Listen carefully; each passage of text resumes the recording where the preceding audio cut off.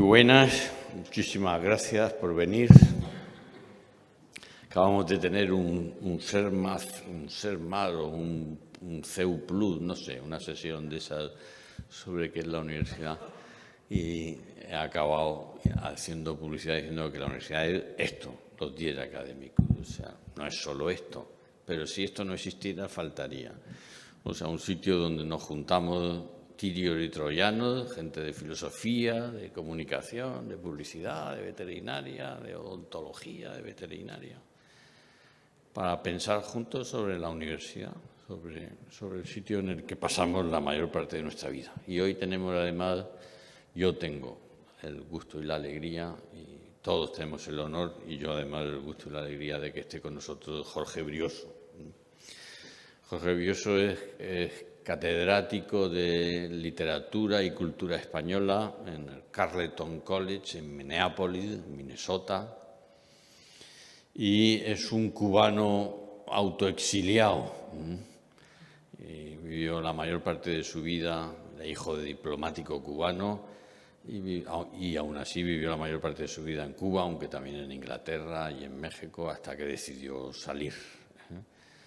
Y no pidió permiso, creo, para salir. Lleva ya más de la mitad de su vida en Estados Unidos, así que ahora es cubano norteamericano. Pero de corazón y de paladar es más español que otra cosa. Tanto que, parafraseando aquello que se dice de los argentinos, de que en realidad son italianos que hablan español y se creen franceses, pues yo le digo a él de broma que él es español, que habla inglés norteamericano y que se cree que es cubano, pero está mucho tiempo en España. Y además es uno de los mejores, yo creo que el mejor, conocedor del pensamiento, no solo filosófico, también del pensamiento poético, en castellano, en español, que tenemos ahora mismo. Yo lo conocí, nuestra amistad vino por la Fundación March, mediada por su director, que es amigo común, que es Javier Gomá, y desde hace ya unos cuantos años, no recuerdo cuántos, pero más de 10, tenemos una muy buena relación. Y para mí, además, es un hombre muy atento y muy observador que me tiene bastante al día de lo que pasa en Estados Unidos.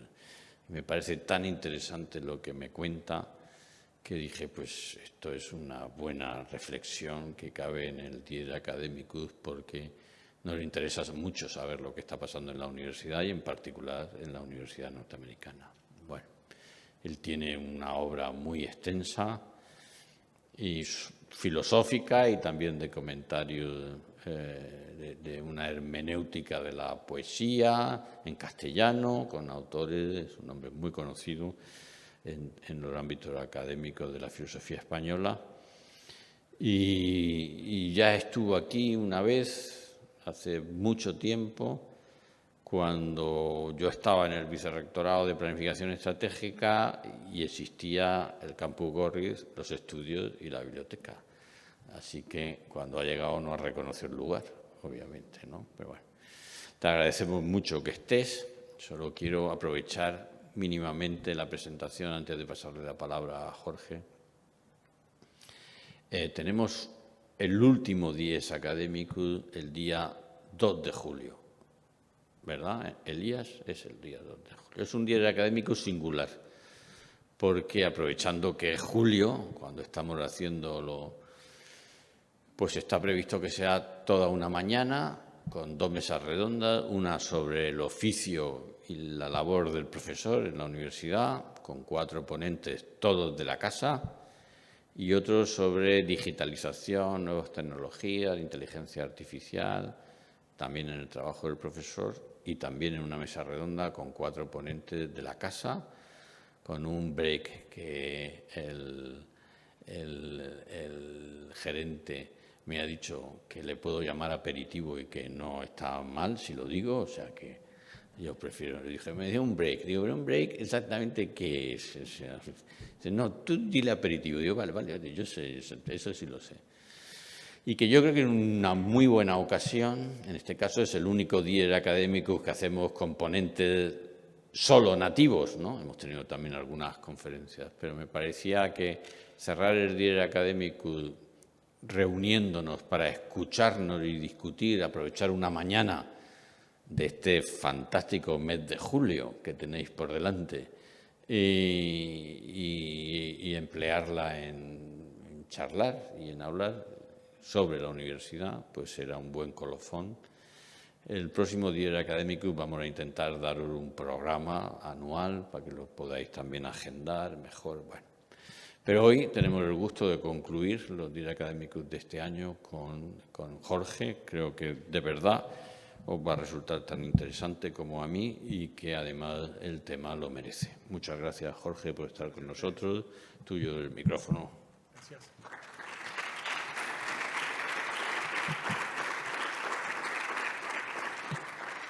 Bueno, quiero agradecerle a todos por estar acá, a Rector Higinio Marí por la invitación, a Amparo por toda la coordinación, que ha sido una bendición. Digamos, en este momento hablar de la universidad no es solo una reflexión sobre la institución en la que pertenecemos todos acá. La universidad está en los periódicos, en las noticias en los Estados Unidos todos los días. Hay como 3 grandes frentes de enfrentamiento que tiene el gobierno actual. Uno sería la frontera, otro sería la tensión que hay entre el poder ejecutivo y el judicial, y el tercero es con la universidad. Y una de las cosas que yo voy a tratar de hacer es tratar de explicarles por qué. Porque la universidad se ha convertido en un centro de batalla tal. Hay una anécdota que creo que viene al caso. Es un escritor cubano, Reinaldo Arenas, quizás a algunos les suena el nombre. Cuando él llega a Estados Unidos y le preguntan qué tiene que decir, porque se suponía que venía, estamos hablando de 1980, él venía de Cuba y Cuba era parte de un proyecto utópico que se suponía aspiraba a monopolizar el futuro, a gestionar el futuro. Y él le preguntaron qué tenía que decir y él dijo: vengo del futuro y traigo malas noticias. Yo tengo que decir algo parecido. Si los Estados Unidos es el futuro, y de alguna manera lo es, no sé por cuánto tiempo, yo también vengo del futuro y tristemente también traigo malas noticias. La universidad en los Estados Unidos no solo es, y me imagino que en España también, en toda Europa, no solo es ya la principal institución de ascenso social, digamos, toda persona que aspiraba al ascenso social, independientemente incluso del lugar en la sociedad que le correspondía, pasaba por el sistema universitario, al menos aspiraba a pasar por él. Por lo tanto, no solo es el lugar donde se forman las élites, que también, sino que es el lugar donde se forma, en cierto sentido, el hombre medio de nuestras sociedades. En los Estados Unidos, por ejemplo, el 45% de la población actual hoy ha pasado por la universidad y se ha graduado. Es decir, que no es una minoría. Se está disputando por una parte importante de la población. Para entender lo que quiero decir, digamos, mi postura va a ser más filosófica, más analítica, aunque va a tener un componente histórico, pero yo no soy historiador. Entonces, para entender lo que se voy a decir, primero es quizás importante que yo defina lo que entiendo por universidad. Y yo entiendo por universidad el espacio, la institución, donde se reúnen las diferentes facultades entendidas como formas de conocer y darle sentido al mundo. Y es el único lugar donde se reúnen todas las facultades, todas las formas de conocer y darle sentido al mundo, con un propósito común, que es la búsqueda de la verdad. Eso quiere decir que la verdad se declina, se entona, se dice de muchas maneras en la universidad, pero que la universidad, como su nombre indica, debería aspirar a buscar una unidad en esa multiplicidad, esas diferentes formas de buscar la verdad. Ahora bien, lo primero que voy a contar, eso sería el empiezo de la charla, y les empiezo a hablar un poco ya de la estructura de la misma. Lo primero que les voy a contar es que las dos fuerzas que están en lucha en la universidad hoy son dos asaltos a la verdad, dos formas de cuestionar lo que sería, en mi opinión, la misión central de la verdad. Y estas dos fuerzas, además, representan dos formas de entender cómo se obtiene el poder y cómo se llega al poder. Además, esa asociación verdad-poder está detrás, informa las dos fuerzas que se enfrentan. Y entonces yo empezaría por el momento actual, digamos. Luego voy a pasar a un momento histórico y voy a tratar de entender de dónde proviene lo que sería la modalidad, el afecto, las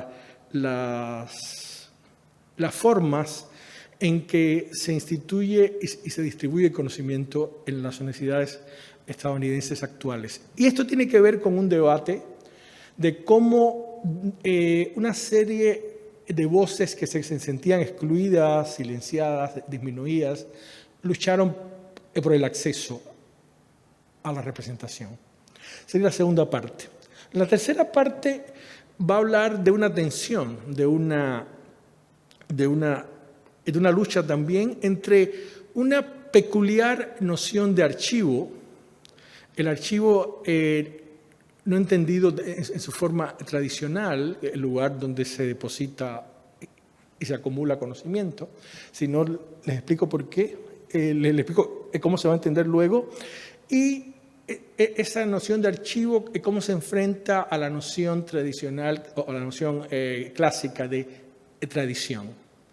Luego, vamos a ver cómo esa tensión se traduce en lo que en Estados Unidos se conoció como las guerras del canon.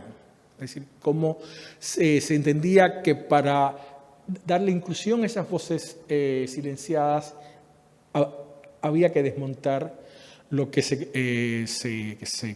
conocía y se conoce como el canon occidental. Luego vamos a hablar de un nuevo tipo humano, el woke, que seguro lo han escuchado porque está en todos los medios de información últimamente, y que es un poco el que informa, al menos a nivel contemporáneo, lo que serían estas luchas que he descrito. Pasaré luego a uno de los términos que yo creo que es decisivo también, y es la suplantación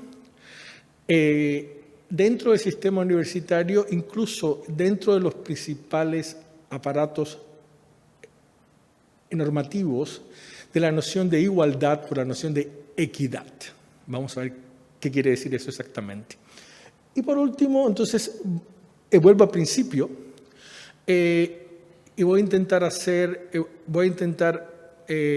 proponerles qué se debería hacer, en mi opinión, para restituir lo que definía como la misión de la universidad, que era el espacio, como dije, donde las diferentes facultades, entendidas como formas de conocer el mundo y de darle sentido a la realidad, declinan diferentes nociones de verdad, pero que tienen que estar unidas en un fondo común. ¿Está bien? Eso sería más o menos lo que intento hacer. Ya luego veo si el tiempo me da para hacer todo eso. Pero empecemos.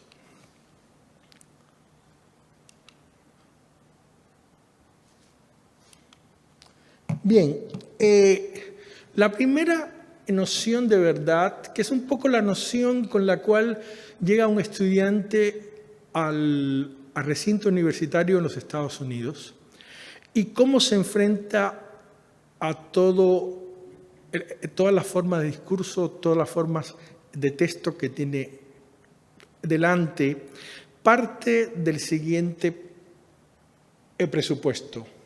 Lo más relevante para entender un discurso, incluso una práctica social, no es tanto cómo se genera el sentido, ni cómo se organiza, ni qué se quiere decir con ese sentido, sino que lo que se intenta indagar es todas las formas de exclusión que permiten que algo sea dicho. Todas las formas de negación, de silenciamiento que le dan relevancia a cierta forma de la palabra.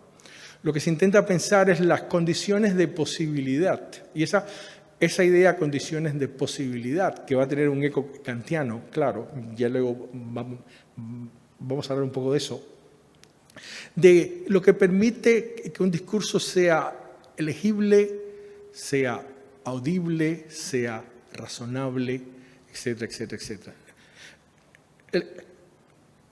La pregunta, por tanto, que hace un estudiante ante los textos no es ¿qué quiere decir el texto? ¿Cómo un texto dice algo? ¿Qué quiere decirme quién está detrás de ese texto? Las preguntas que se hace un estudiante es ¿quién puede decir, quién puede saber, quién puede articular la palabra y quién no, por supuesto? La pregunta también... no sé qué estoy haciendo. La pregunta también sobre qué se puede saber, qué saberes se consideran legítimos y cuáles no. Y la última sobre la forma de producción, cómo se producen los discursos. Por lo tanto, lo que se intenta pensar es todo el aparato institucional que le da legitimidad, que le da legalidad, que le da legibilidad a los discursos. Y todas las formas de negación, de exclusión, de silenciamiento que permiten que esa palabra sea escuchada. Por lo tanto, las grandes figuras de la exclusión, como el enfermo, el delincuente, el enajenado, el antisocial, pero también el que pertenece a un grupo minoritario, se considera que tiene una legitimidad especial porque ha sido el que ha sido silenciado, negado, vetado, excluido de los discursos. Para que se entienda mejor lo que quiero decir, es importante eso. Por lo tanto, cuando se pregunta por la verdad, lo que se pregunta es por el tipo de poder, el tipo de coerción, el tipo de imposición que hace que algo se entienda como verdad. Y no tanto que es lo que explicita, revela, convierte en hecho y en dato esa verdad. La segunda postura es una postura que se ha asociado a lo que se llama el régimen de la posverdad. La idea es la siguiente. Todos los sistemas de certificación de la verdad, sea el sistema jurídico, sea el sistema científico, sea incluso el aparato médico-sanitario, incluso en la propia universidad, están copadas, están dominadas, están monopolizadas por una visión de la realidad que solo privilegia, como ya dije anteriormente, esas voces supuestamente silenciadas, excluidas, victimizadas, disminuidas, etc. Y entonces, la única manera de encontrar la verdad, según esta postura, es una búsqueda extramuros, fuera de todas las instituciones que supuestamente están encargadas para darle certificado de autenticidad a algo que se considera verdadero. Eso supone que cada grupo está a cargo de la gestión de su propia verdad. Eso también conlleva que muchas, digamos, formas de saberes, formas de comunicar la información que no están legitimadas por estas instituciones, empiezan a ser grandes productoras de verdad. Y además eso permite las teorías conspiratorias, digamos, todo tipo de gestación, de composición, de formación, de creación de sentido fuera de estas instituciones que les he dicho. Como les dije también, estas dos formas de verdad responden a dos maneras de entender el poder, de entender qué significa el dominio de la sociedad.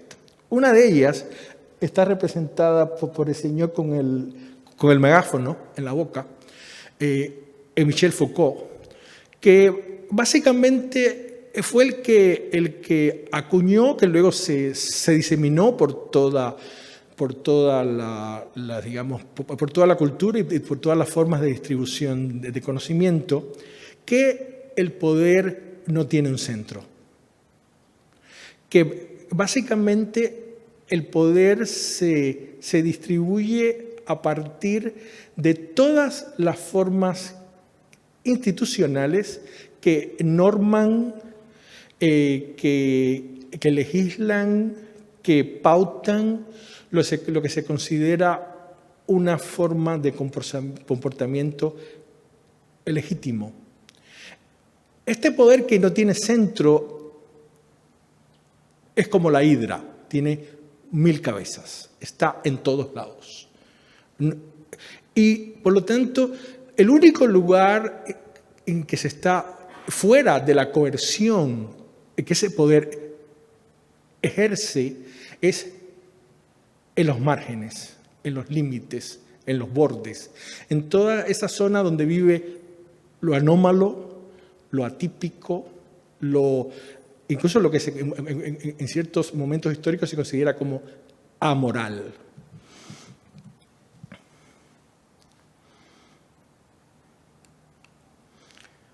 Hay una cita que yo creo que ilustra muy bien lo que quiero decir. Es una cita de Félix Guattari, donde él propone lo que él cree que es su modelo ideal de comunidad. Y la cita dice: se trataría de establecer puentes entre los homosexuales, los transvestis, los yonkis, los sadomasos, las prostitutas, entre los hombres, las mujeres, los niños, los adolescentes, entre los psicóticos, los artistas, los revolucionarios, es decir, entre todas las formas de minorías sexuales, habida cuenta de que en este tipo de ámbitos solo se puede ser minoritario. Aparte de la pregunta que en qué sentido los hombres, las mujeres y los niños son minorías sexuales, eso habría que preguntárselo a Félix Guattari. Lo relevante de aquí es que solo tiene identidad, solo tiene marca colectiva aquel grupo que está atravesado por una herida, por un daño, que lo excluye de los lugares donde se genera la normatividad, la normalidad. Solo tiene identidad, solo tiene perfil público, todo aquello que ha sido excluido, silenciado, etc. Ahora bien,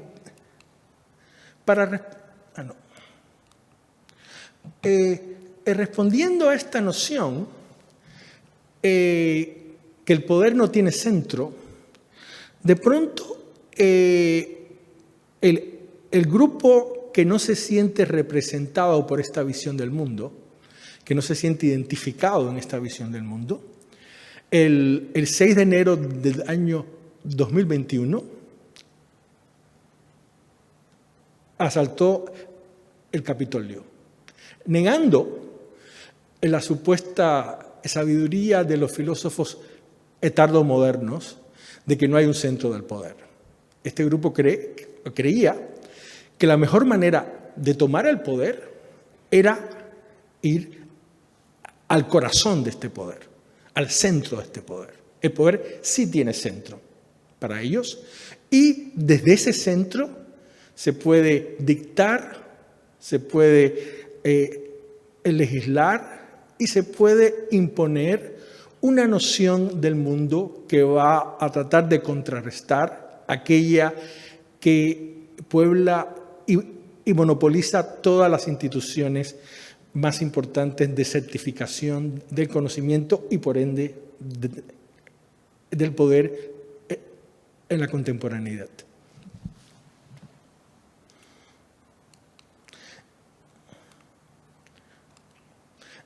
No. Este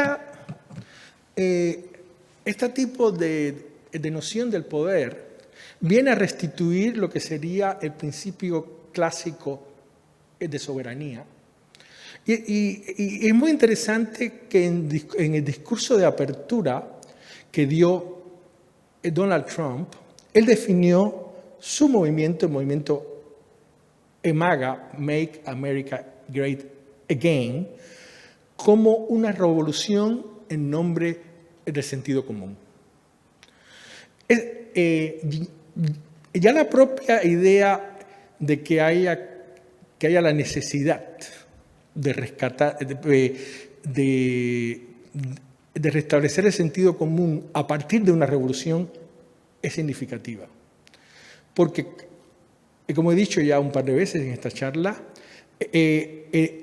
este movimiento está convencido que todas las instituciones que generan lo que sería el sentido común de una sociedad han sido coactadas, han sido secuestradas en nombre de una visión que ellos sienten que no refleja a la población.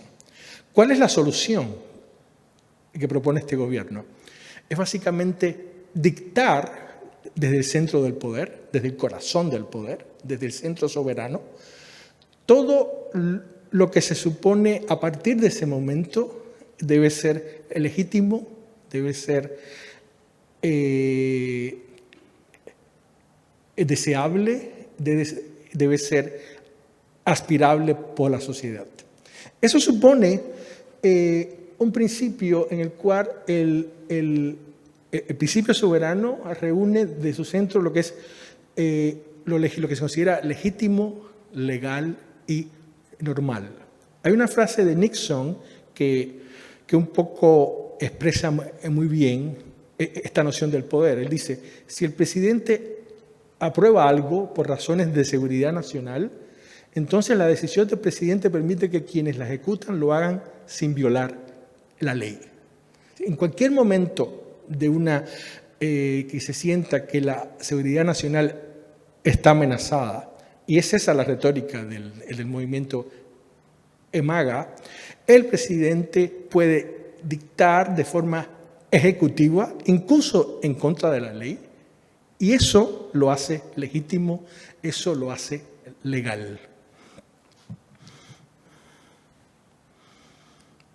Hay una carta que produjo lo que sería, en Estados Unidos no hay un Ministerio de Educación, pero lo más cercano es el Ministerio de Educación, produjo una carta que hizo en febrero de este año, que dirigió a todas las universidades.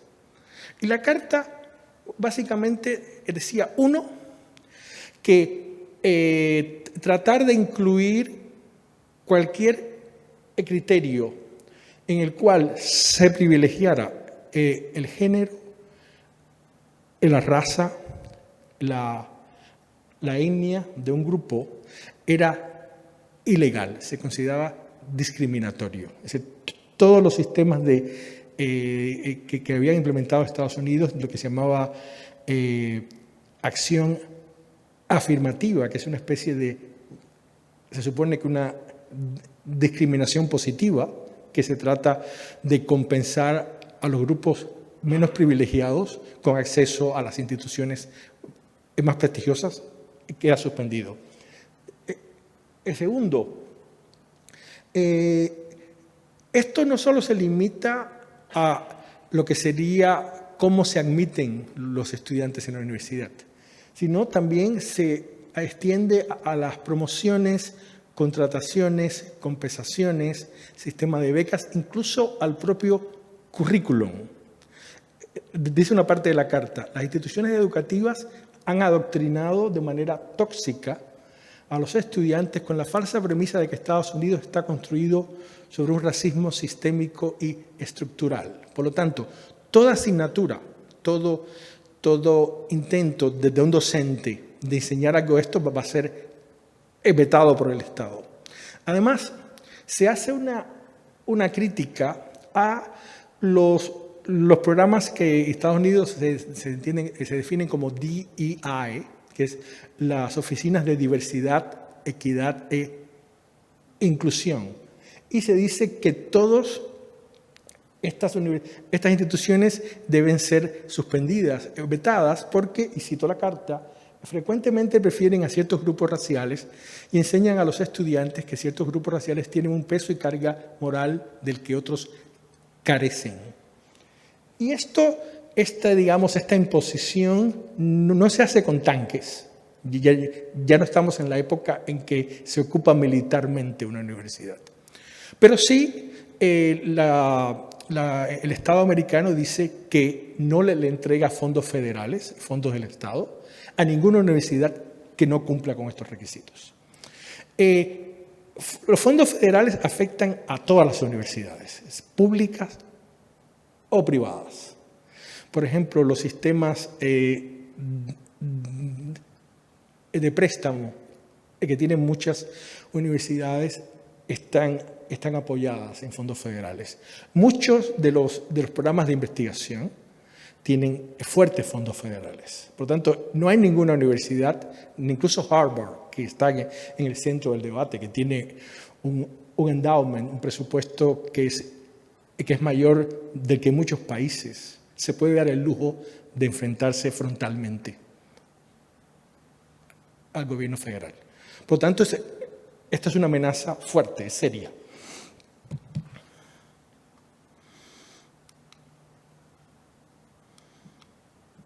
Ahora vamos a hacer un poco de historia. ¿Cómo surge este problema? ¿De dónde surge? ¿En qué momento surge? El principal momento de redefinición de lo que sería la forma en que se entendía la propia sociedad norteamericana empezó con el movimiento por la lucha de los derechos civiles en los años 60. Y aquí habían dos fuerzas, dos maneras de entender este movimiento que eran diferentes entre sí. En la que ven acá son una serie de personas afroamericanas que lo que están reclamando en los carteles es: yo soy un hombre, yo soy un ser humano. Eso no significa que ellos desafíen, cuestionen, traten de erosionar lo que sería la noción universal de la humanidad.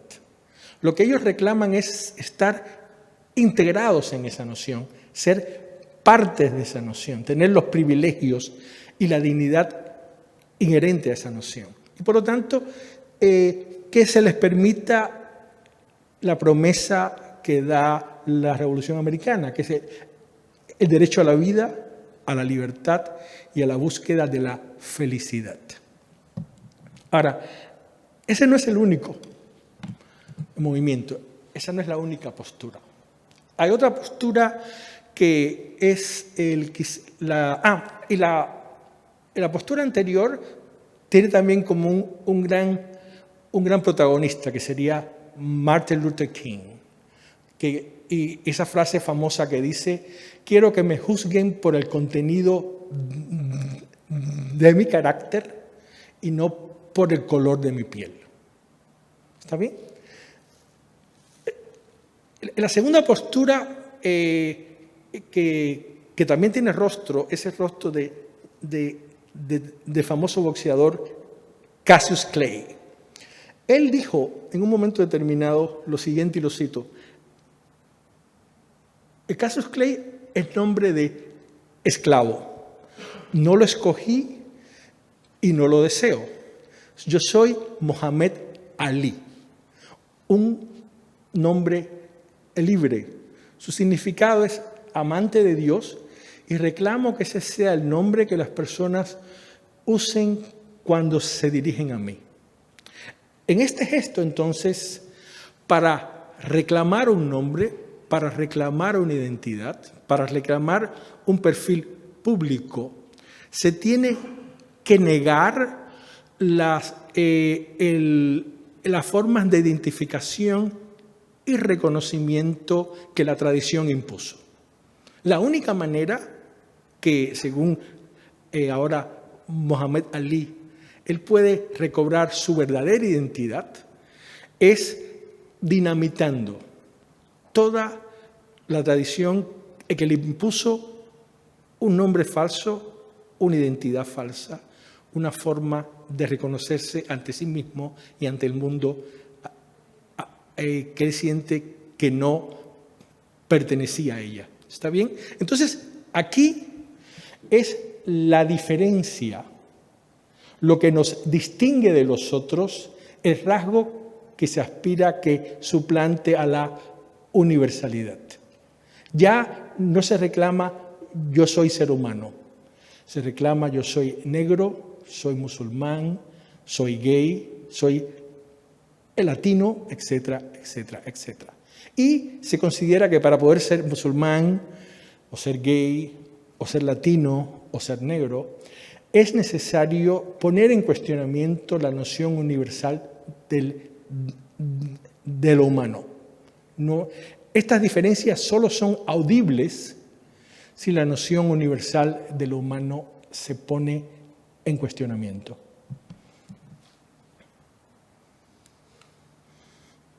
Entonces, como ven, la batalla se desplaza de la reclamación por ser incluido dentro de la definición de lo universal a la afirmación de la diferencia.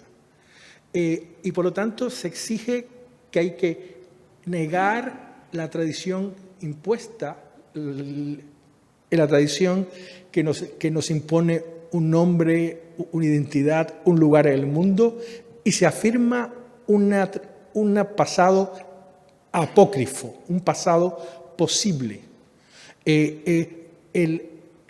La idea está que uno se inventa su propio pasado.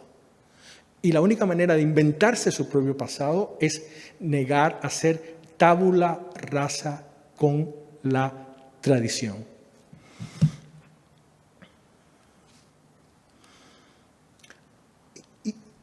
Y esto nos lleva al próximo punto, que es esa tensión que les dije entre el archivo y la tradición.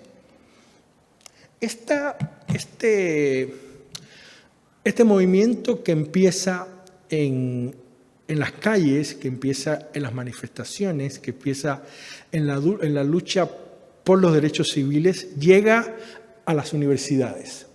El 15 de enero de 1987, Jesse Jackson, que era uno de los representantes de los que nació en la lucha de los derechos civiles y luego se integró en el proceso político formal, marchó con una serie de estudiantes de la Universidad de Stanford, en California, y cantaban y gritaban lo siguiente: hey, hey, ho, ho, a Western Civ has to go. El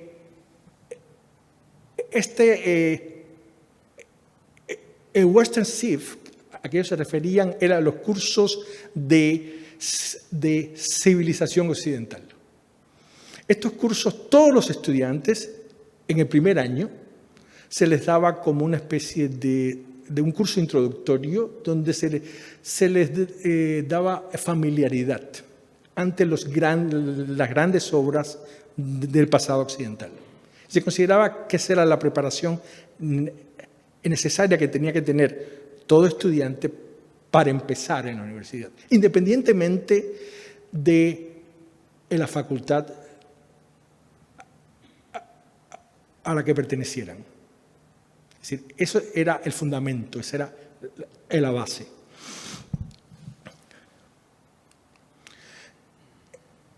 Entonces, esta idea, este cuestionamiento de la tradición va a suponer entonces que no haya un fundamento común a partir del cual se definan las nociones de verdad, de belleza, de bien, de justicia. Eso supone que cada grupo, cada minoría va a definir, va a tratar de imponer, a tratar de articular su propia noción de lo que es el bien, lo justo, lo bueno, lo verdadero. Y entonces, además, se supone que la función del crítico, el profesor universitario, sería rescatar, sacar del olvido una serie de textos, de voces, de prácticas que habían sido, como de nuevo he dicho, negadas, silenciadas, excluidas e ninguneadas. Perdón. Y aquí comparece la nueva noción de archivo que les mencioné. Esta noción viene de nuevo de la mano de Michel Foucault, que ya lo mencioné anteriormente, y él definía el archivo de esta manera. Es decir, el archivo es ante todo la ley de lo que puede ser dicho, el sistema que rige la aparición de los enunciados como acontecimientos singulares.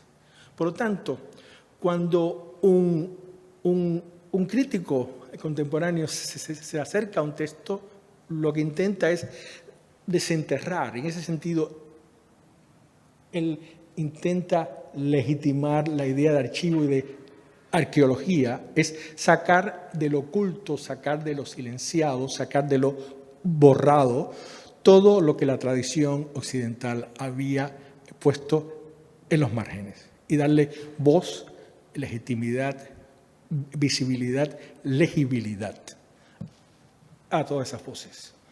Y eso supone entonces que lo que puede ser dicho, lo que se puede pensar, lo que se puede sentir, es decir, el sentido común va a ser reconfigurado. El sentido común en nuestra época parte de un principio que se impuso primero como credo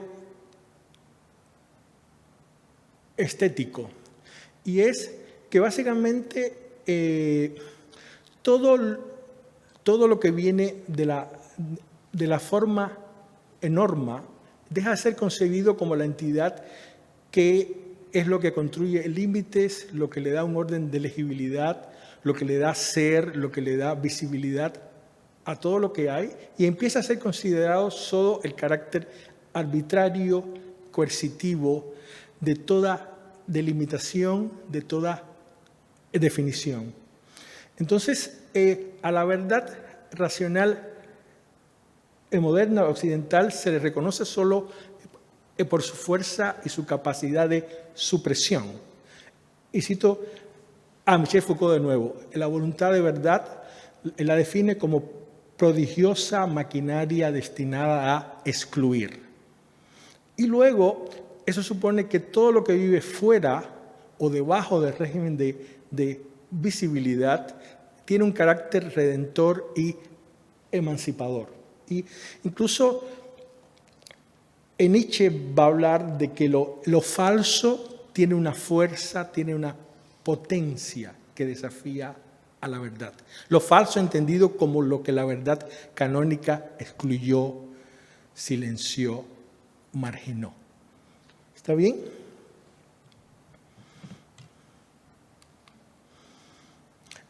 Esto supone y tiene las siguientes consecuencias. Primero, se rompen los fundamentos que constituían la tradición.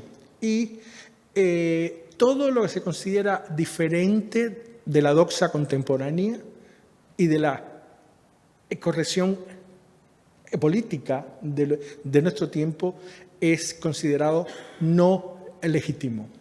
Por lo tanto, se considera que solo los contemporáneos tenemos razones, que el pasado solo se impuso por la fuerza. Eso supone, además, que se devalúe el pasado, se devalúe todo lo que viene de la tradición y haya una inflación de los valores contemporáneos.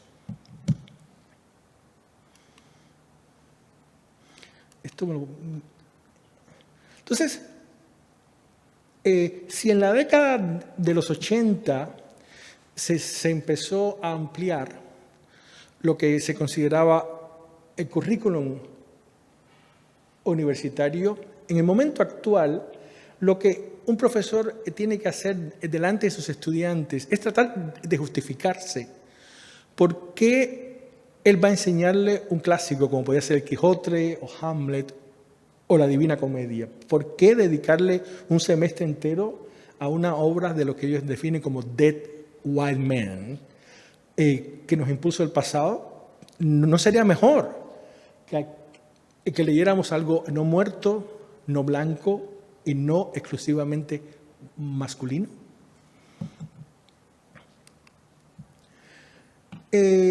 Entonces, eso supone que si una obra no se adecua a nuestra idea del mundo, se supone que tenemos que dejar de leerla, pero también si una estatua que ha sido erigida no está en tesitura con nuestra moralidad, tiene que ser derrumbada. Es como si los estudiantes contemporáneos tuvieran una actitud parecida a la que tuvo el califa Omar en el año 640 en la biblioteca de Alejandría. Las palabras del califa Omar eran totalmente tajantes. Él decía, si los libros que están aquí no dicen lo que dice el Corán, ¿para qué sirven? Y si dice lo que dice el Corán, ¿para qué sirven? Entonces, aquí funciona igual. Dice, si el canon está de acuerdo con nuestro tiempo, no tenemos necesidad de él. Y si se lo opone, hay que destruirlo. Es exactamente la misma lógica. Entonces, esto nos lleva a tratar de entender. ¿Y cómo voy de tiempo? Bien, esto nos lleva a tratar de entender lo que sería este nuevo tipo humano, el woke. Este nombre surge a partir de la muerte de dos jóvenes afroamericanos de Trayvon Martin en Sanford, Florida, y de Michael Brown en Missouri. Y el woke es una especie de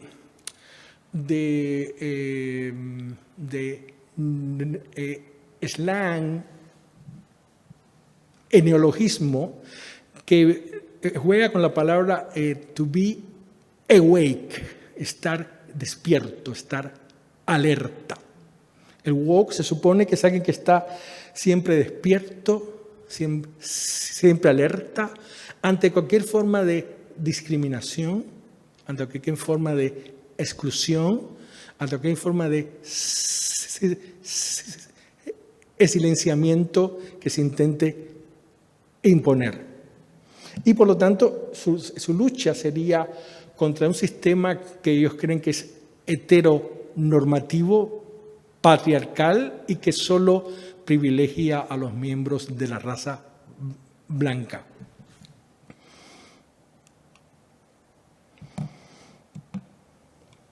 El woke, por un lado, es un claro heredero de la iconoclasia de la modernidad.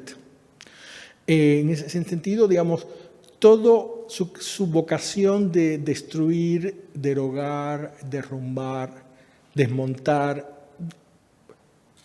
de construir todos los grandes íconos del pasado lo atestiguan. Sin embargo, el woke se diferencia en dos factores centrales de la tradición moderna. El woke rompe con el relativismo moral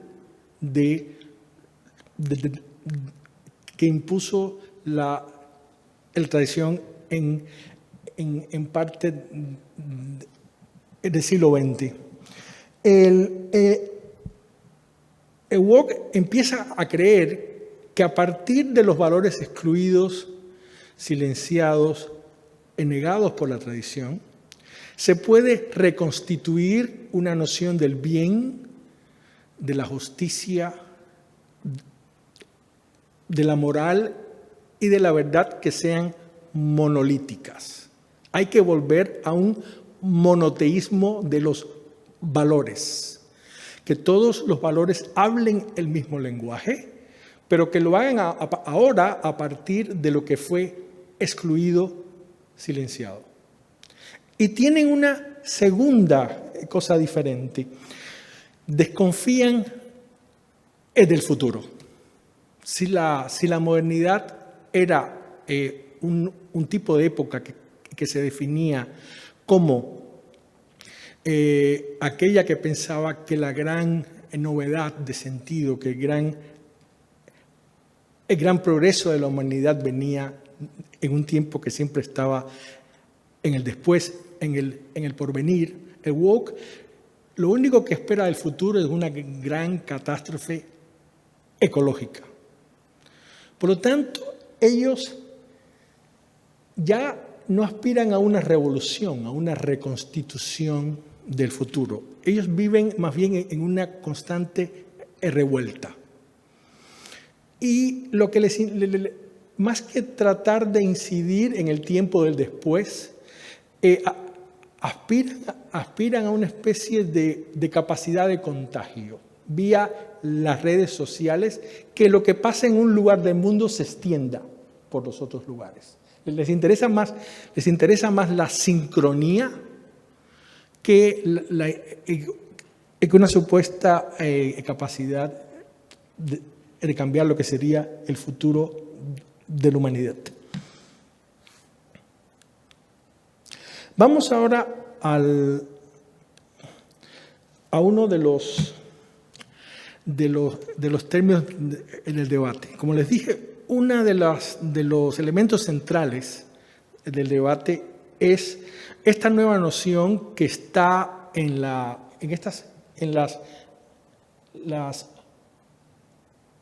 oficinas de lo que en la universidad se llama DEI, que es diversidad, equidad e inclusión. Y aquí el debate es por qué el concepto de equidad ha empezado a sustituir al concepto de igualdad. Hay que hacer no sé si como estoy de tiempo lo voy a hacer rápido, una distinción. En la tradición habían como dos grandes nociones de igualdad. Una sería la igualdad aritmética, que es una igualdad estrictamente cuantitativa.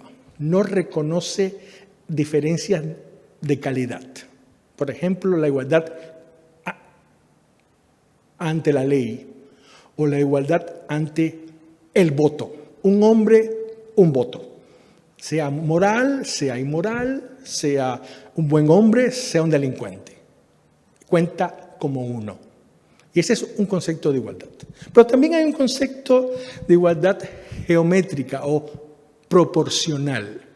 Y es la idea de darle a cada quien lo que cada quien se merece, le corresponde.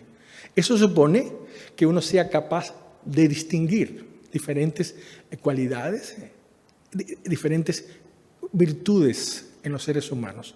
Dentro de la igualdad, en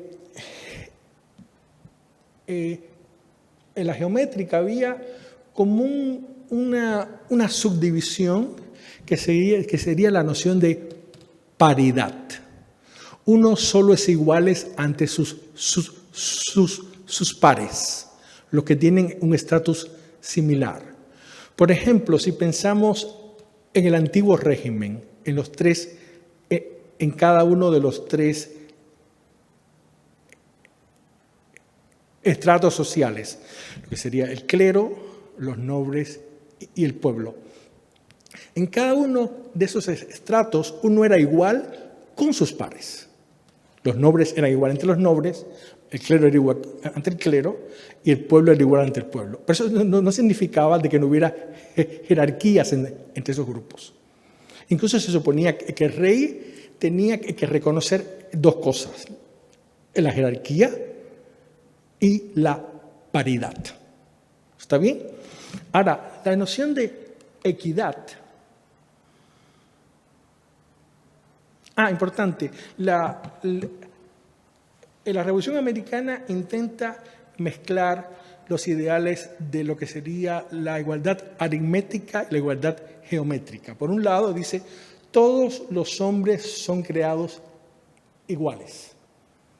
Pero por otro lado dice, todos tienen el derecho a buscar la felicidad, a tratar de encontrar su vida buena y a tratar de definir su libertad. O sea, se reconoce, por un lado, lo que sería esa especie de momento invisible de la justicia que no distingue entre los diferentes ciudadanos, pero se reconoce a cada uno la capacidad de autogestión de lo que sería su propio proyecto vital. ¿Está bien? Ahora, la noción de equidad. La noción de equidad tiene tradición clásica. En la Ética a Nicómaco, Aristóteles la define como el principio que permite ajustar la ley abstracta al caso concreto. Un juez tiene una ley impersonal, pero tiene delante de sí un caso. Y como la ley abstracta no puede responder a todas las singularidades del caso, Aristóteles define como el principio de equidad esa capacidad de escuchar la singularidad, la concreción de cada caso y reajustar lo que sería el principio abstracto de la ley. Ahora bien, la noción de equidad de los woke, como le dije, tiene una singularidad. Es que busca acomodar a todo lo que vive fuera de la norma. Ahora, la idea es, si yo quiero hacerle justicia a lo concreto, tengo que eliminar el principio universal. Y que tiene esto como consecuencia, que la noción de equidad woke se convierte en un principio para acomodar todas las excentricidades. ¿Sí? Todo lo que es excéntrico, todo lo que es anómalo, todo lo que es atípico, entra dentro de este principio de equidad. Y es por eso que estas oficinas se definen como diversidad, equidad e inclusión, porque se supone que incluyendo todo lo que estaba fuera es como único se puede ser equitativo. ¿Está bien? Entonces, la equidad contemporánea woke no solo intenta corregir la ley, sino que cuestiona al propio aparato normativo a partir del cual se crearon estos elementos que se supone han sido negados, excluidos. ¿Me da tiempo para la conclusión? Sí. Entonces, volvamos al principio. Yo creo que todo lo que les he contado ha traído como consecuencia o está generado por la siguiente consecuencia, que son crisis en tres grandes elementos, en mi opinión. Primero, una crisis de la tradición, es decir, la idea que no se pueda distinguir entre autoridad y poder, entre la legitimidad que tiene un discurso y la capacidad de coerción y de imposición que tiene el mismo. Se borra las fronteras que distinguía entre la autoritas y lo que sería el ejercicio del poder. El segundo, una crisis de concepto de naturaleza. Todo se concibe como un artefacto, todo se concibe como algo construido, todo se concibe como una convención. Incluso está esa famosa frase de Nietzsche: no hay hechos, solo hay interpretaciones. Es decir, el hecho se destituye. Y por último, una crisis del concepto de norma. Es decir, todo lo que se considera que iba a generar lo que consideramos como un paradigma, una forma canónica de sentido, una forma de estructurar la realidad a partir de ciertas reglas, queda destituido. Entonces, ¿qué es lo que yo creo que tiene que pasar? Es que la universidad debe responder a esta crisis reencontrando su misión. Había dicho que su misión era la búsqueda de la verdad. Y reencontrar la misión de la universidad supone reencontrar la unidad, como dice el origen de la palabra, dentro de la multitud de saberes y personas, de facultades que reúne en toda universidad. Encontrar la unidad entre las diferentes facultades, forma de conocer el mundo y darle sentido que junta a una universidad y las formas de verdad que le es inherente a cada una de ellas. Y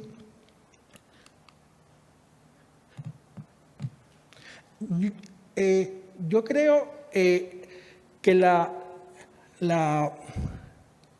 unidad no puede venir como pensaba Kant, que era colocando a la filosofía en el centro de la universidad, y en la filosofía entendida como la disciplina que juzgaba los procedimientos de conocimiento de todas las otras facultades.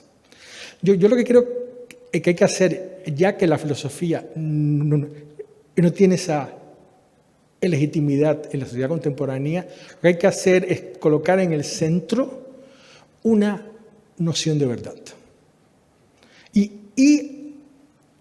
a partir de esa noción de verdad, permitir que cada una de las facultades, cada una de las formas de conocer la realidad, exploren sus diferentes modos de entender la verdad, pero sin divorciarse de lo que sería ese núcleo duro de la verdad.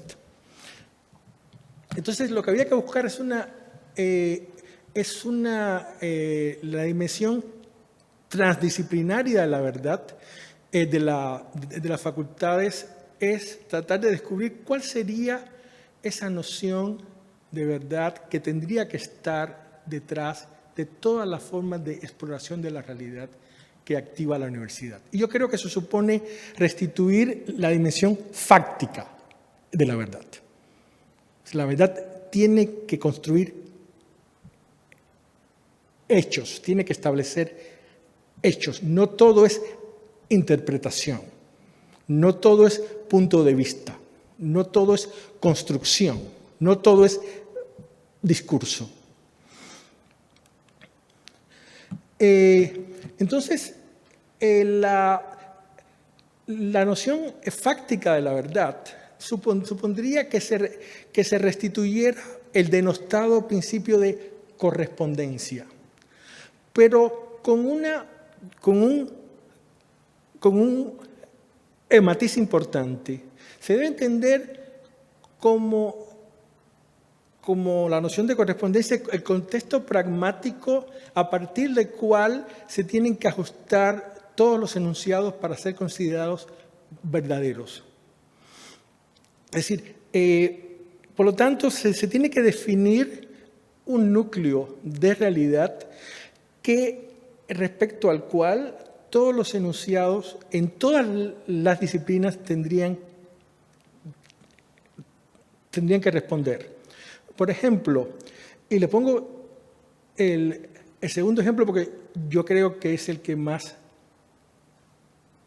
aclara. Pensemos que tenemos una plancha, ustedes le llaman plancha también, lo que se usa para planchar, ¿no? Una plancha que está encendida. Independientemente que yo enuncie o articule o incluso note o sea consciente de el hecho de que esa plancha está caliente, si yo me acerco a ella, me quema. No importa que sea percibida, no importa que esté dentro de mi punto de vista, no importa que el discurso lo haya enunciado, no importa que yo esté consciente. El mundo tiene consecuencias más allá de la conciencia, más allá del discurso, más allá de la construcción. Y esa necesidad de restablecer un orden del mundo que vive fuera de todo lo que le daba condiciones de posibilidad a un fenómeno, esa noción kantiana, que en el fondo convierte a todo en algo construido, en algo artificial. Hay que restituir esa noción del mundo. ¿Está bien? Y por lo tanto, la definición clave sería: un enunciado fáctico es verdadero cuando designa una dimensión del fenómeno que desborda al propio lenguaje, es decir, que existe y actúa en el mundo real independientemente de que sea descrito, percibido, consciente, etc. Ahora bien, hay otras formas de entender la verdad, pero, insisto, ninguna se puede romper, se puede divorciar de lo que sería esta dimensión fáctica. Estaría la idea de la verdad como revelación, la verdad como aletheia, que yo la defino como una dimensión estética religiosa de la verdad, en el sentido que aquí se parte de la idea de que cuando se descubre un fenómeno, se descubre una nueva forma de articular un sentido, se descubre un nuevo horizonte de realidad. Ahora bien, la palabra es aletheia, le quita el velo, saca aquello de lo que estaba en el olvido. Eso quiere decir que esa verdad existía. La aletheia no inventa la verdad, la aletheia descubre la verdad, revela la verdad. Pero esa verdad es parte de un mundo preexistente y por eso no rompe con la dimensión fáctica. También estaría lo que sería la dimensión normativa de la verdad. Y es la idea de, aquí yo sí rescato el imperativo categórico kantiano en su dimensión, que solo tiene carácter moral un juicio que se puede hacer universalizable, un deseo que se puede hacer universalizable. Si yo lo que deseo para mí siento que puede ser extendido a todos los miembros de mi comunidad, ese deseo tiene un carácter moral. Si no, es simplemente un deseo, un capricho. Ahora bien, ¿cómo se mantiene aquí esta verdad normativa? Funciona en un espacio semificcional, porque habla de cómo debería ser la realidad en circunstancias ideales. Y me pueden preguntar, ¿y cómo se ve la dimensión fáctica aquí? Y es la siguiente, es decir, no tiene carácter moral, tampoco ningún deseo, ninguna aspiración que no acepte que el mundo vive más allá de los discursos, de los deseos, de las aspiraciones de los humanos. Que no acepte el carácter absoluto de la realidad. Un deseo moral que no acepte el carácter absoluto de la realidad es pura utopía, es pura quimera. Por ejemplo, la idea, vamos a quitar las fronteras. Muy lindo. Yo soy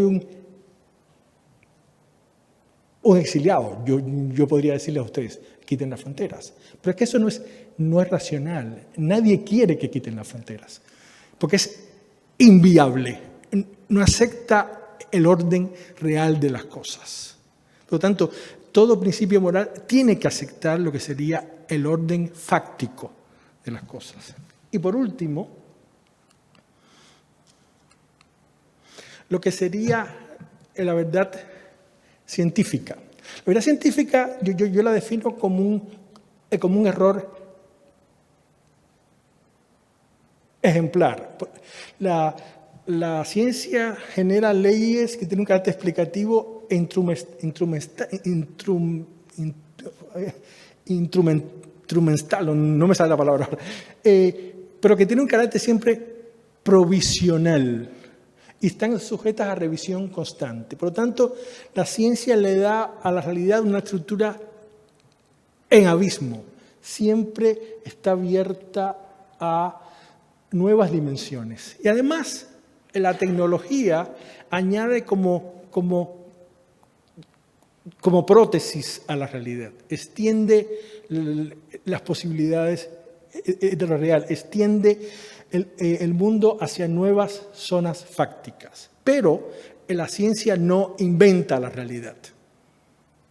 La ciencia codifica, descubre, regla, pauta, ordena ese absoluto de la realidad. Por lo tanto, el hilo fáctico yo creo que es inquebrantable. Tiene que ir a través de todas las dimensiones de la verdad, sea la verdad como revelación, la verdad como juicio normativo y la verdad como descubrimiento científico. La dimensión fáctica permanece como el ancla fundamental. La verdad en sus diversas formas siempre exige que el lenguaje se asome a su afuera y que de esa manera asegure su arraigo en la realidad. Entonces, yo creo, y con esto termino, que ese sería, al menos a nivel hipotético, yo no soy un rector como acá mi amigo que tiene capacidad de articular esto en realidad, pero es lo que yo creo que se debería hacer para salir del impasse en que la universidad está hoy. Y muchas gracias.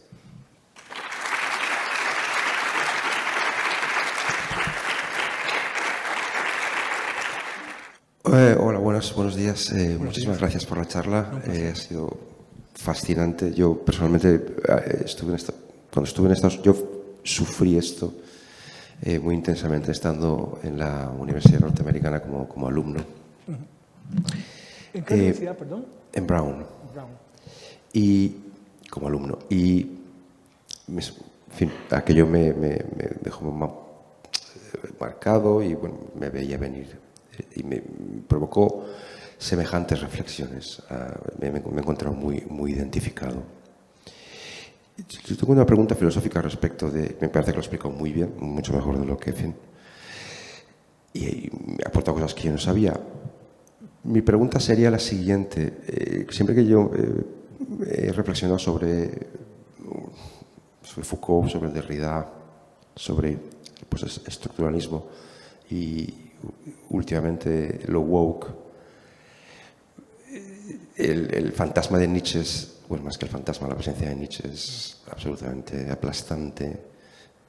Y mi pregunta siempre es, entonces, finalmente, ¿qué lo justifica? Si la cuestión es implantar un nuevo modo de regirse en la vida, de entender que necesita negar todo lo anterior para incorporar lo excluido, etcétera, las minorías. Eso, lo que este movimiento no puede hacer es proponerlo en nombre de una nueva normatividad, porque es justamente aquello contra lo que... ¿A usted le parece que eso es una manera de ocultar que, en el fondo, con Nietzsche, lo único que estás buscando cuando impulsas un cambio es detentar tú el poder?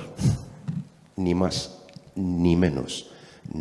No hay horizonte más allá del poder. Foucault diría, yo creo, lo mismo, ¿no? ¿Cómo lo niegan? ¿O es que no lo niegan?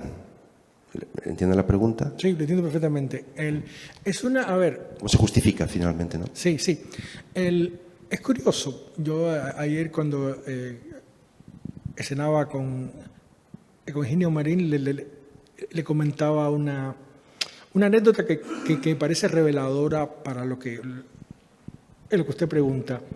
En Estados Unidos habían como dos grupos, que eran los afroamericanos y los judíos, que eran los únicos que podían hacer humor con respecto a toda la sociedad. Se podían reír de todos. Pero hace unos 3 años,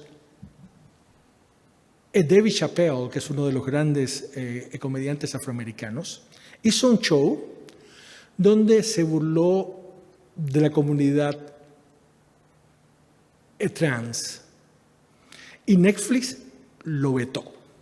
Es decir, ya de pronto esa postura, que era hasta hace 10 años la más débil, la más excluida, la más silenciada, la más ninguneada, y por ende tenía toda la autoridad moral para hacer juicio sobre la sociedad, ya no es la postura más débil. Entonces, tiene un efecto dominó, en el sentido de que siempre va a haber alguien en un futuro cercano más débil que tú, un nuevo punto de emancipación.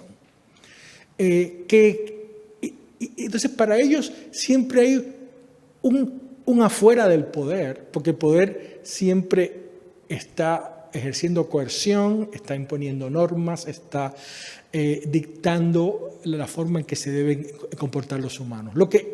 Ese lugar no es estable. Ese lugar siempre está redefinible. Por ejemplo, lo que ha pasado en los campos universitarios con respecto a la guerra en Gaza. Hasta hace 10 años la comunidad judía tenía el monopolio de la víctima. Es decir, debido al Holocausto, se consideraba que era la comunidad que había recibido el daño mayor y por ende era incuestionable todas sus posturas. Ahora, desde un nuevo paradigma, los jóvenes estudiantes empiezan a ver a la comunidad judía como una comunidad colonial que intenta colonizar a un territorio que no es el suyo y que además esos colonizadores, según el lente del woke americano, son blancos. Imagínese usted, los judíos semitas entendidos como blancos, tratando de ocupar un pueblo que no es blanco, los palestinos. Entonces, en esa resignificación, ya los judíos pierden el estatus de víctima por antonomasia. Y entonces, hay otro pueblo, hay otro lugar, hay otro espacio, que es el que tiene la legitimidad de la voz. Entonces, ellos siempre consideran, y ahí intento responder su pregunta, siempre considera que hay un afuera, vía la exclusión. Lo que es afuera no es fijo, no es estable, no es permanente. Pero a mí me parece que es una lógica suicida. Incluso yo le comentaba a Higinio que yo creo que se debería hacer un estudio de cómo nace la noción secular de víctima. Es decir, hay una noción religiosa de víctima que yo creo que que nace con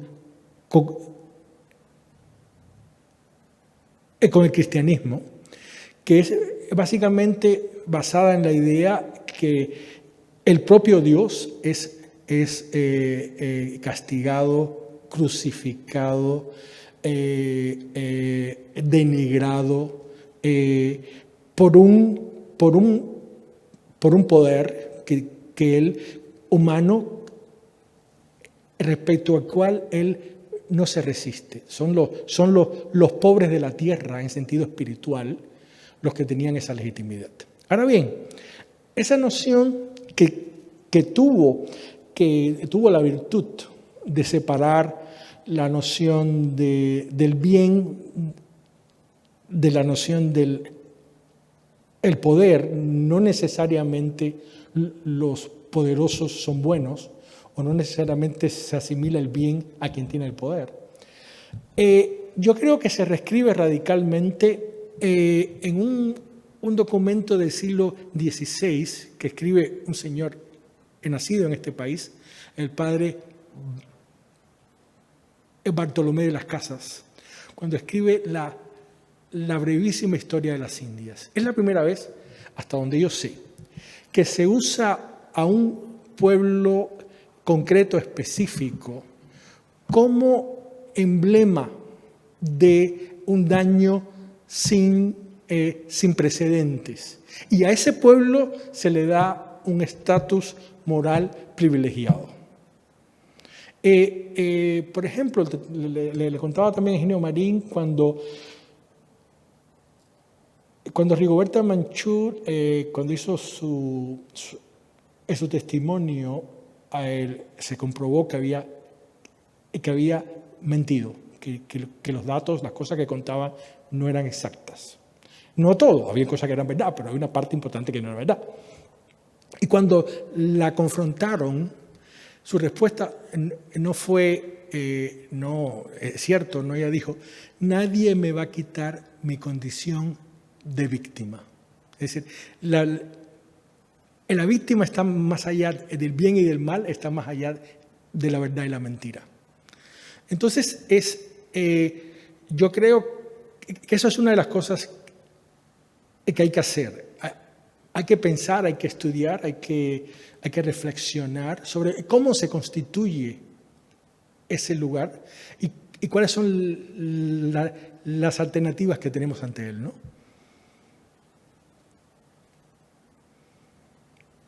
No, nada. Hola. Hola. Bueno, lo primero de todo, muchas gracias. Un placer. Yo tenía dos preguntas. Que la primera es que, bueno, la definición que has dado de woke, digamos que va un poco en la línea del estructuralismo y todo esto que criticas grandes narrativas, pero en la calle oigo mucho woke para referirse a todo lo que suena un poco a izquierdas, por ejemplo. Entonces yo tendría la pregunta de, ¿un marxista, por ejemplo, se podría definir como woke? ¿Dónde está la línea entre...? Muy buena pregunta. Muy bien, yo creo que son dos conceptos. A ver, el woke es un término ecléctico totalmente y se alimenta, es un poco, digamos, tiene una dieta omnívora, se devora todo lo que considera, pero, digamos, si vamos a hacer a nivel tradicional, digamos, el marxismo no sería woke al menos por tres cosas. Primero, el privilegio que le da el marxismo a la desventaja económica. Digamos, el woke, una sociedad para un woke que mantuviera las desigualdades económicas, pero fuera capaz de reconocer el estatus de las minorías, sería una sociedad justa. Por lo tanto, su concepto de justicia no es el mismo. Tampoco es igual su concepto de cómo se toma el poder. El marxismo considera que la única forma de poder es ir al Palacio de Invierno, sacar a quien está el poder y instituir el poder propio. El woke tendría una noción más hegemónica del poder. No hace falta conquistar el poder.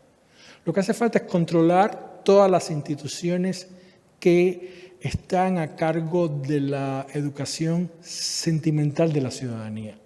Si tú controlas eso, tú tienes el poder, ganes o no. Le contaba también a Eugenio Marín, hay una anécdota de Margaret Thatcher. Una vez le preguntaron cuál era su logro político más importante. Y ella dijo, Tony Blair, su enemigo político. Y de segundo pregunto, ¿y por qué? Dice ella, porque él habla como yo. Yo gane o pierde, ya yo impuse mi visión del mundo. Yo gano si yo domino la visión del mundo. Y en tercer lugar, como dije, el woke desconfía del futuro. Y un marxista considera que el futuro es el lugar mejor. Ese sería un tema.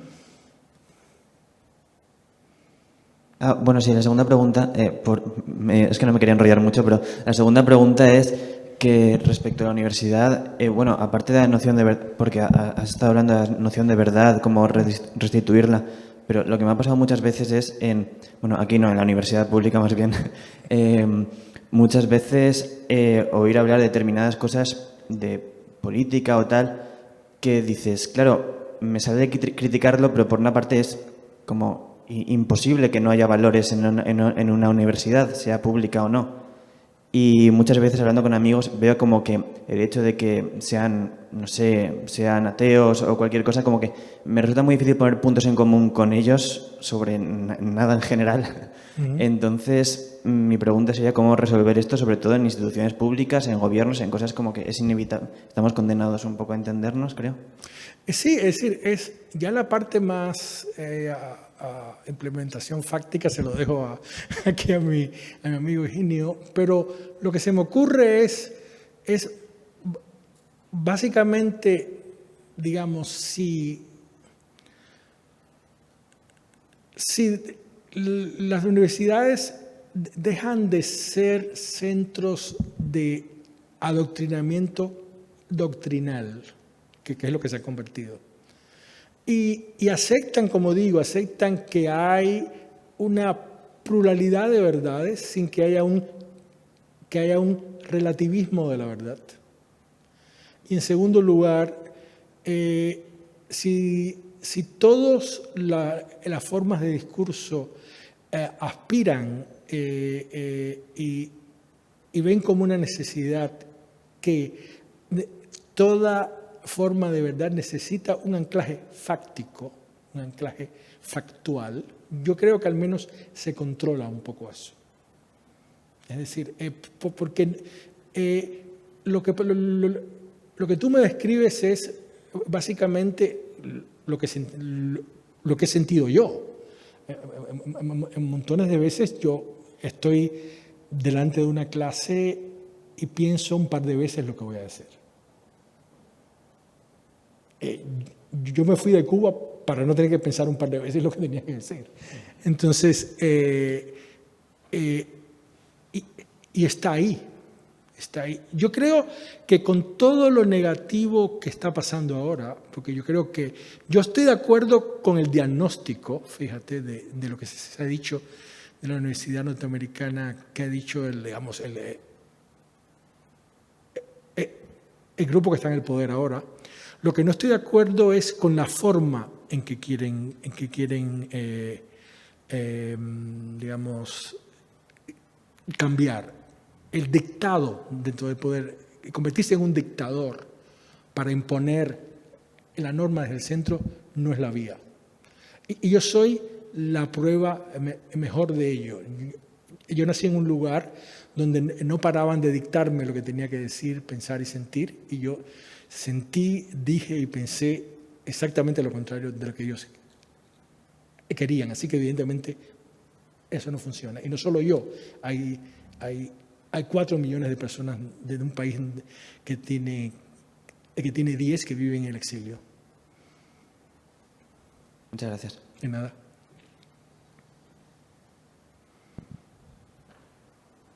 Buenos días, muchas gracias por la placer. conferencia. En este caso no voy a transmitir pregunta mía, sino de un compañero que nos sigue online. Nuestro compañero Remigio Benito, que como el rector no le ha dado la iniciativa, pues él la pide y la solicita. Me transmite 3 preguntas muy breves. Muy bien. Primero, ¿no cree usted que estamos tan preocupados por las minorías que abandonamos la mayoría?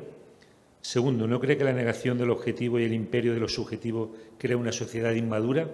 Y como tercero, ¿no cree usted que conocer bien el lenguaje es necesario en la búsqueda de la verdad para no caer en una torre de Babel? Las 3 son sí, sí, sí. Pero ahora explico por qué.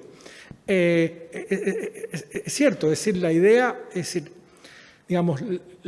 de la democracia clásica era un dominio de las mayorías, pero con el reconocimiento que las minorías tenían derechos.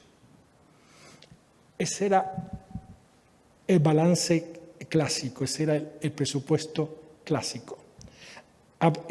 Y yo creo, por ejemplo, que es saludable que un grupo que había sido excluido de lo que sería la representación y los beneficios de la sociedad democrática, como eran los afroamericanos durante una gran parte de Estados Unidos, reclamaran su integración. Y por eso yo distinguí dos modelos diferentes. Aquel que dice, yo soy un ser humano y quiero ser juzgado por el contenido de mi carácter y no por el color de mi piel, pero que no cuestiona la noción común de humanidad, me parece totalmente legítimo. Ahora, el que intenta inventarse una tradición ficticia y reventar la tradición para hacer posible su fisión del origen, no. Porque eso evidentemente impide que tengamos un sentido de lo común, de una pertenencia como comunidad. ¿Cuál era la segunda, perdone? Sí, la segunda era con respecto a la objetividad y la subjetividad. Exactamente, sí. La negación de la objetividad. Incluso lo voy a mezclar con el lenguaje. Lo que se llama lenguaje inclusivo, que yo bien le diría un lenguaje exclusivo, porque es como una especie de exclusividad que ellos inventan, es básicamente un presupuesto que nunca había existido en la historia de la humanidad. Y es tratar de darle estatus público, simbólico y legal a una sensación interna, que no tiene además, no necesita ninguna corroboración, ni orgánica ni social. Yo me siento tal cosa, independientemente de lo que mi cuerpo y mi lugar en el mundo digan. Si se organiza la realidad así, viviríamos en mónadas todos. Es literalmente imposible, inviable vivir así. Aparte de lo feo que suena todos los pronombres que se inventan y cosas así, ¿no? Gracias.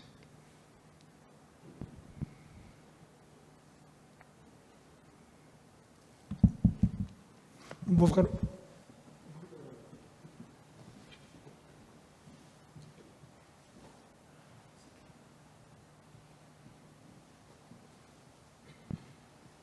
Sí, por aquí. Un comentario breve y una pregunta breve también. Sí. El comentario es en relación a las reflexiones que hacía al final sobre la verdad fáctica, ética, etcétera.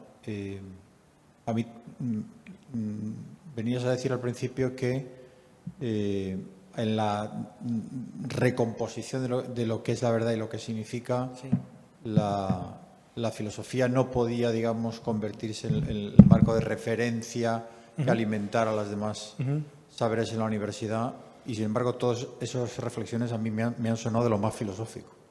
No sé hasta qué punto hay ahí una paradoja. Ese es el comentario. Y luego la pregunta en realidad tiene ya que ver con otra cuestión, y es, contestando un poco a lo que decía este chico al fondo y a las consideraciones que has hecho sobre el modelo alternativo al wokismo por parte del trumpismo, etcétera. ¿Hasta qué punto responde a la realidad o a una cierta caracterización adecuada el hablar de un wokismo de derechas, en el sentido de una visión alternativa a la del wokismo que a su vez se apoya en la posverdad y que utiliza medios similares con aspiraciones alternativas? No sé cómo decir. Sí, bueno, la primera pregunta, sin duda, mi reflexión es filosófica. Ahora, eso no significa que la Facultad de Filosofía es la que tendría que estar en el centro de la universidad, como lo propuso Kant. Es decir, insisto, yo creo que la misión de la universidad es dar espacio a todas las facultades, entendidas como formas de entender el conocimiento y darle sentido al mundo, y que todas ellas tienen como misión la búsqueda de la verdad. Ahora bien, eso supone que dentro de esa diversidad se restituya lo que yo creo que es el núcleo duro de la verdad. Yo lo defino desde la filosofía, pero incluso yo creo que lo sano de esta noción es que es una noción que no se divorcia con el sentido común. Le da fundamento al sentido común, le da argumentos al sentido común. Si le preguntáramos a alguien de a pie qué es la verdad, yo creo que no lo definiría de forma tan diferente a como lo definí yo, cuando definí la verdad como facticidad. Quizás no incluya todos los elementos que yo incluí, pero en ese sentido, es decir, yo hablo desde la filosofía, he hecho un argumento filosófico, pero no creo que la Facultad de Filosofía debería estar en el centro de la universidad. Sí creo que debe estar en la universidad. Y creo que además es una facultad que tiene que dialogar con todas las formas de verdad que yo describí, la estético-religiosa, la normativa e incluso la científica.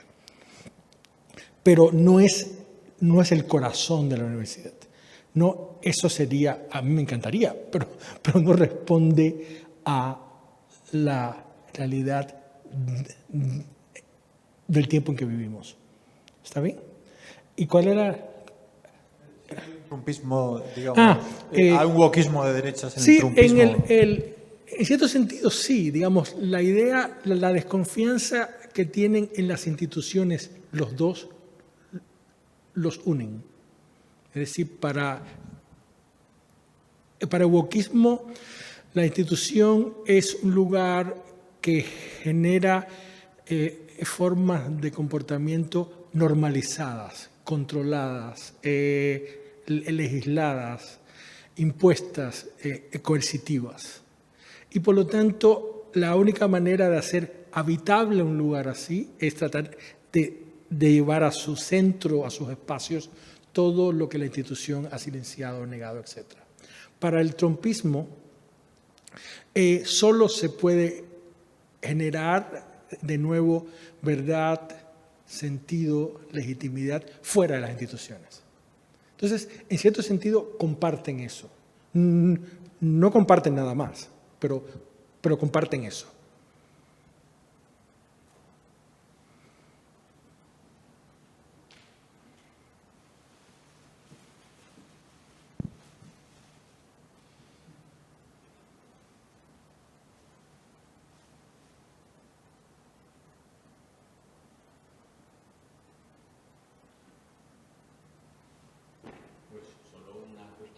Sí.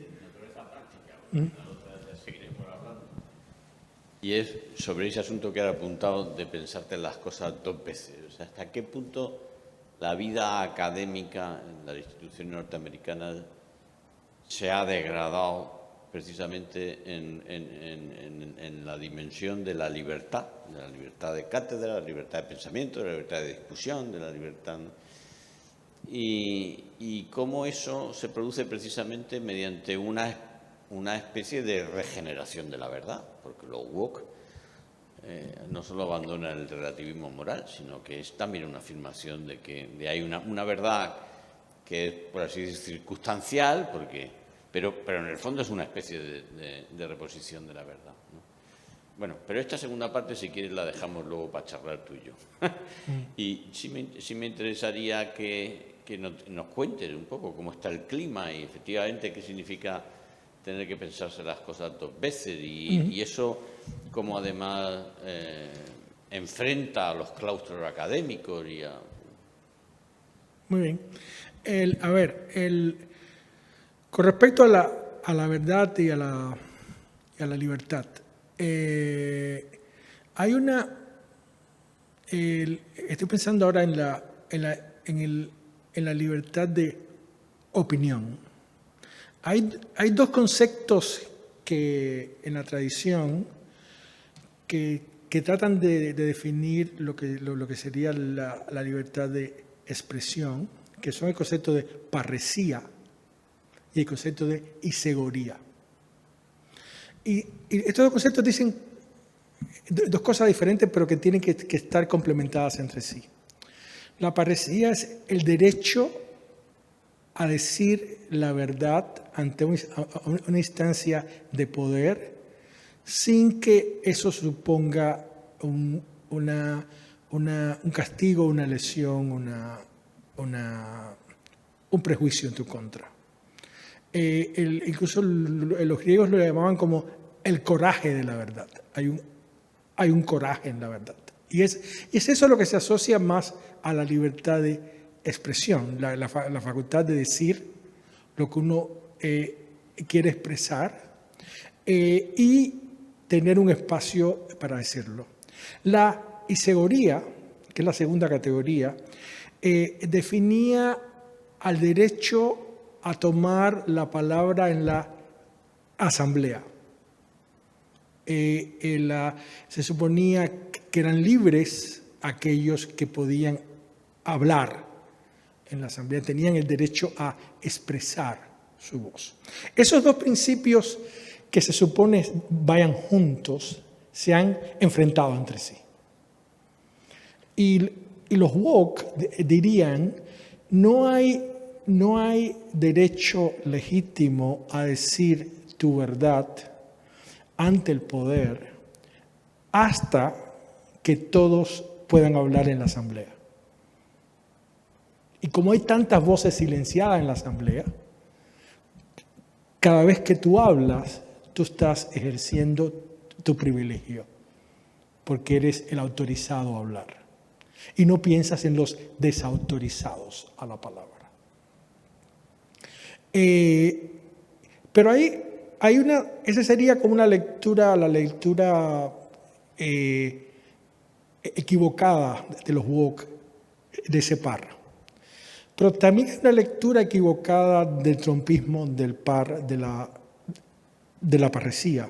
Y es, yo puedo decir, se entiende la libertad de expresión, yo puedo decir todo lo que quiera, incluso si es mentira.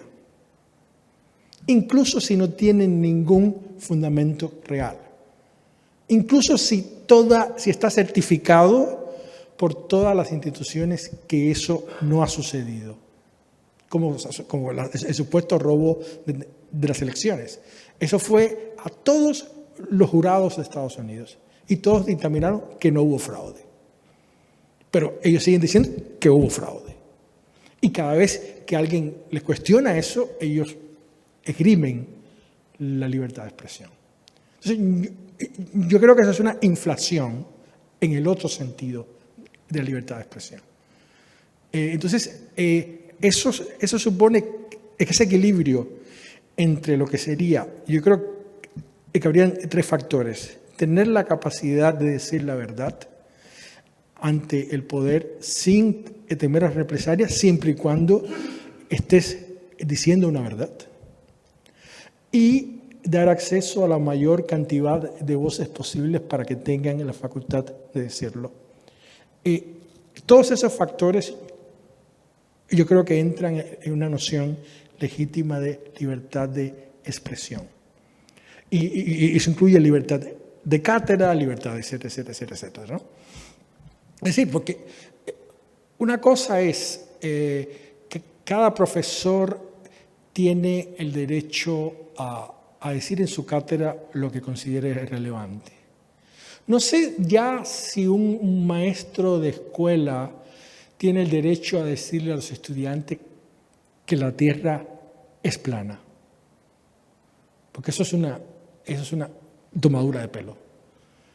Entonces, hay que ver, yo creo, y lo digo porque Estados Unidos ha habido un debate sobre eso, no me lo estoy inventando. Es decir, si hay legitimidad o no a decir, a enunciar ciertos hechos que han sido descartados por todas las instancias de legitimidad posibles. Y ya lo de pensarse 2 veces lo conversamos tú y yo más tarde. Pues muchas gracias, Jorge. Ha sido muy interesante y muy ilustrador de lo que está pasando, como siempre. Te lo agradezco mucho. No, gracias a ustedes.